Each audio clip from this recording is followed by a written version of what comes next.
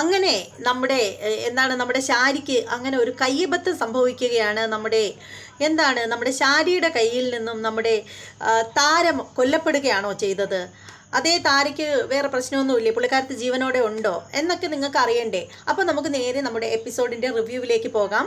അതിനു മുമ്പായിട്ട് ആരെങ്കിലും നമ്മുടെ ചാനൽ സബ്സ്ക്രൈബ് ചെയ്യാതെ ഉണ്ടെങ്കിൽ ഒന്ന് ചെയ്തോളൂ. അതോടൊപ്പം തന്നെ ബെല്ലൈക്കൻ കൂടി ഒന്ന് പ്രസ് ചെയ്തേക്കണം.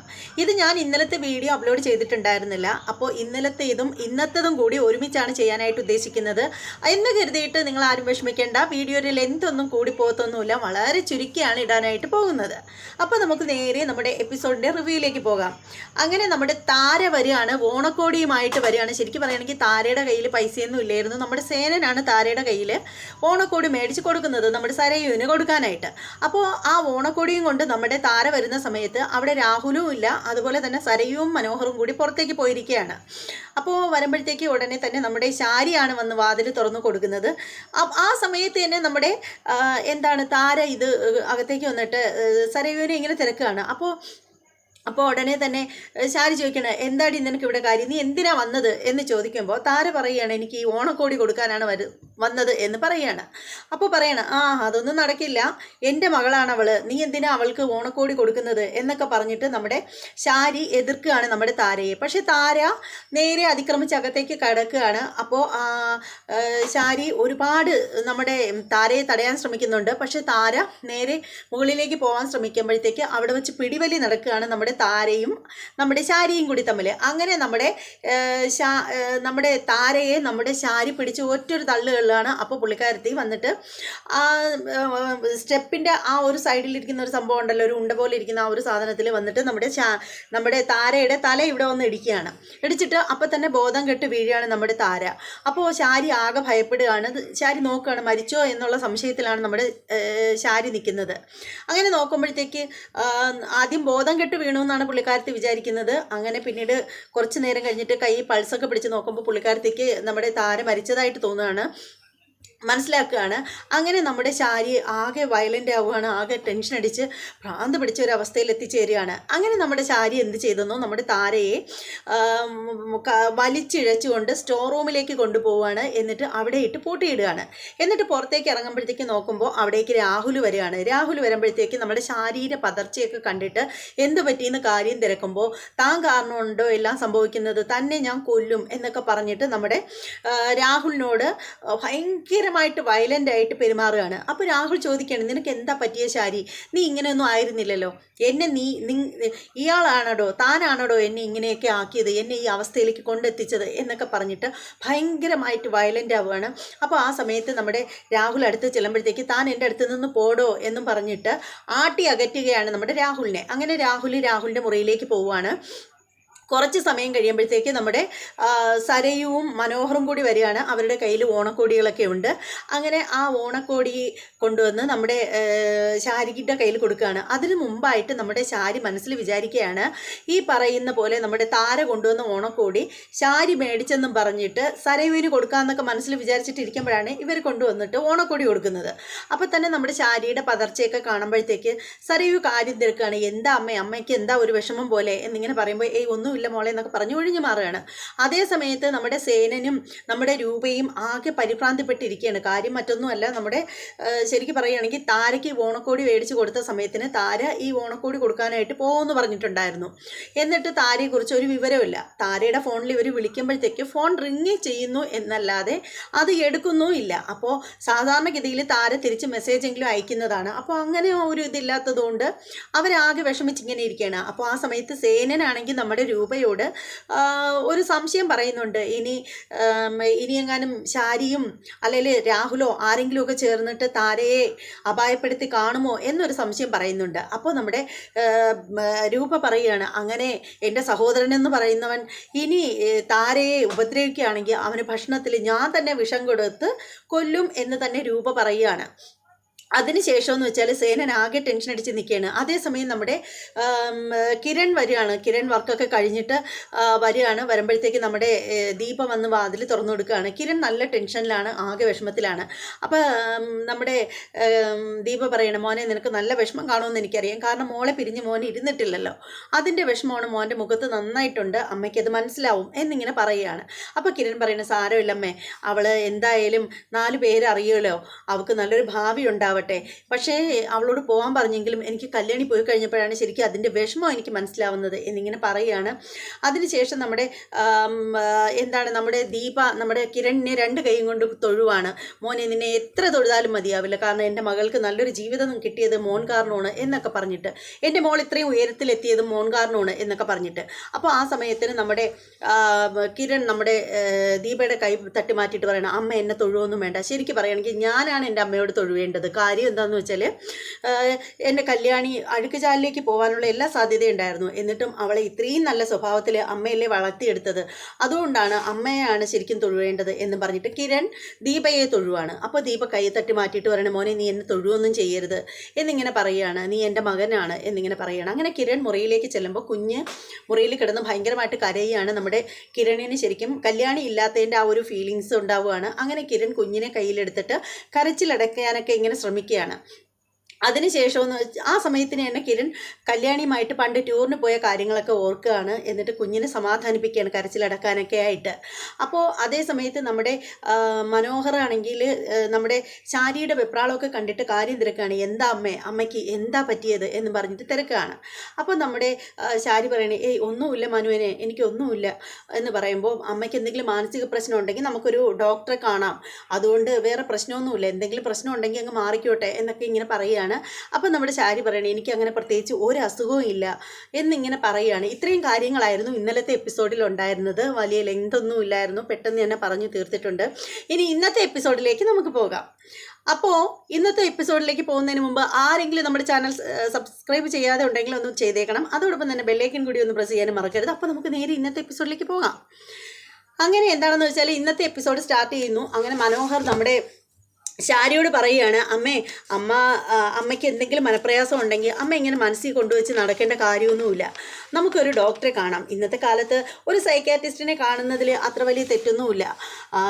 സത്യം പറയുകയാണെങ്കിൽ എൻ്റെ അഭിപ്രായത്തിൽ വിവാഹിതരാവുന്നതിന് മുമ്പ് എല്ലാ പെൺകുട്ടിയും ആൺകുട്ടിയും ഒരു ഡോക്ടറുടെ സഹായം തേടി ഒരു കൗൺസിലിംഗ് നടത്തുന്നത് നന്നായിരിക്കും എന്നിങ്ങനെ മനോഹർ പറയുകയാണ്. എന്നിട്ട് ഓണക്കോടിയൊക്കെ മേടിച്ചിങ്ങനെ കയ്യിൽ വെച്ചുകൊണ്ടിരിക്കുകയാണ്. എന്നിട്ട് നമ്മുടെ ശാരി അവിടെ ഇരിക്കുകയാണ്. അപ്പോൾ ആ സമയത്തിന് നമ്മുടെ മനോഹർ നമ്മുടെ സരയുവിനോട് പറയണം, മോള് ഒരു കാര്യം ചെയ്യും, അമ്മയെ നോക്ക്, അമ്മ ആകെ ടെൻഷനിലാണ്, ഞാനൊന്ന് പുറത്ത് പോയിട്ട് വരട്ടെ.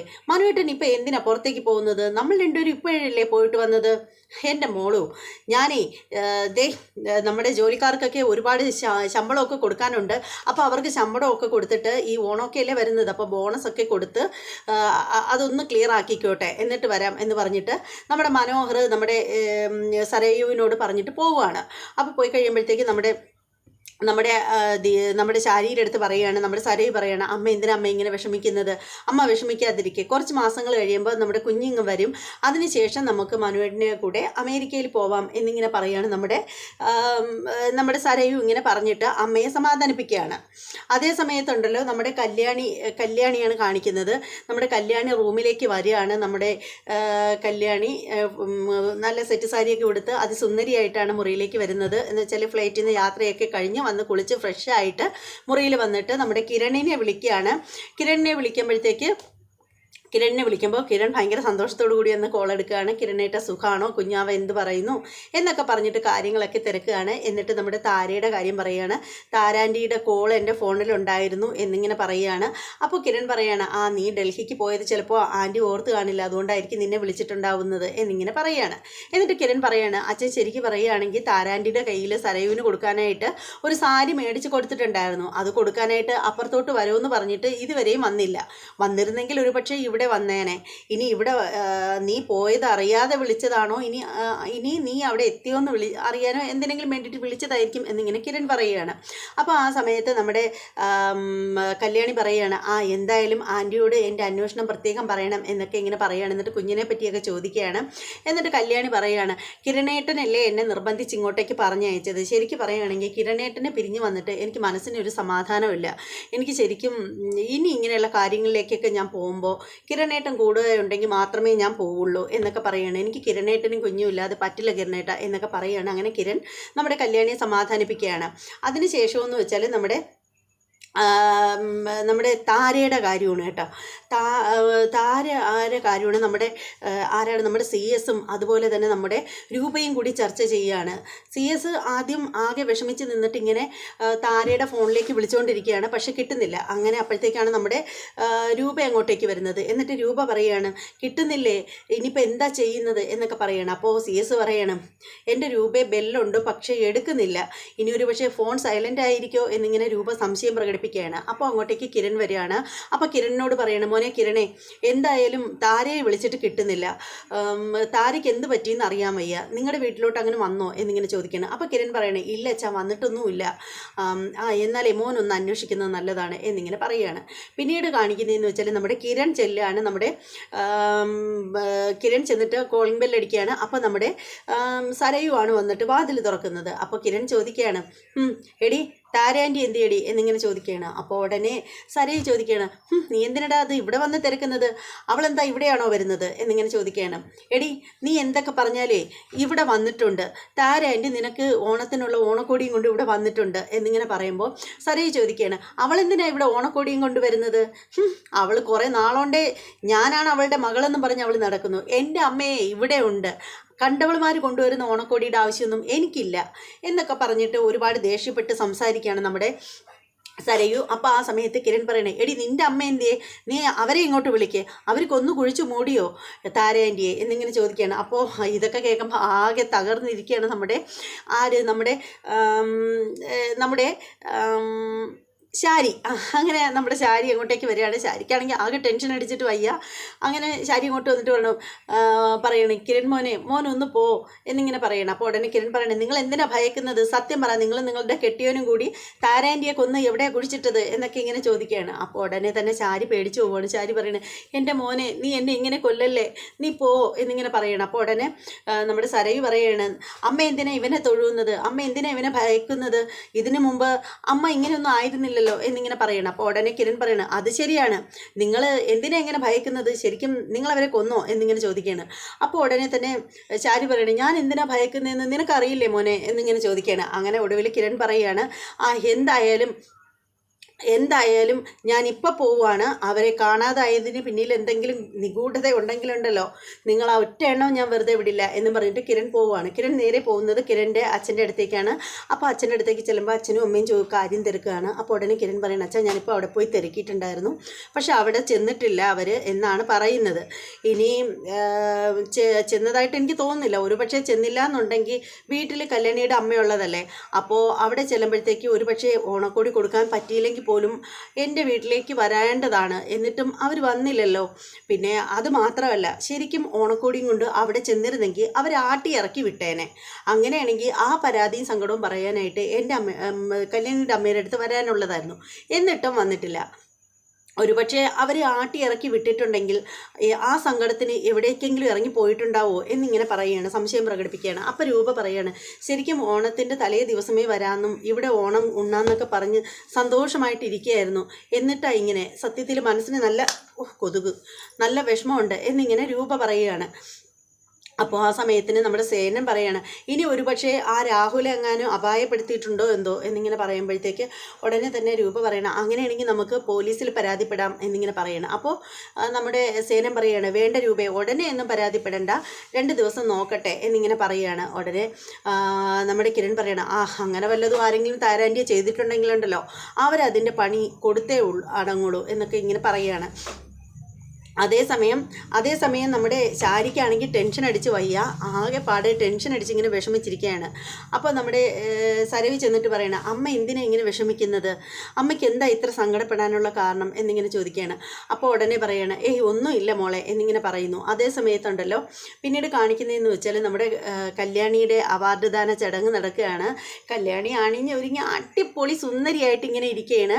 അപ്പോൾ എന്താണ് നമ്മുടെ ഡൽഹിയിലാണ്, അവിടെ മുഴുവനും നല്ല ഹൈ ലെവൽ പാർട്ടീസുകളൊക്കെ അടങ്ങുന്ന ഒരു വലിയൊരു ഫങ്ഷൻ തന്നെയാണ്. അപ്പോൾ നമ്മുടെ എല്ലാവരും ടി വിയിൽ ഇത് കാണുകയാണ്.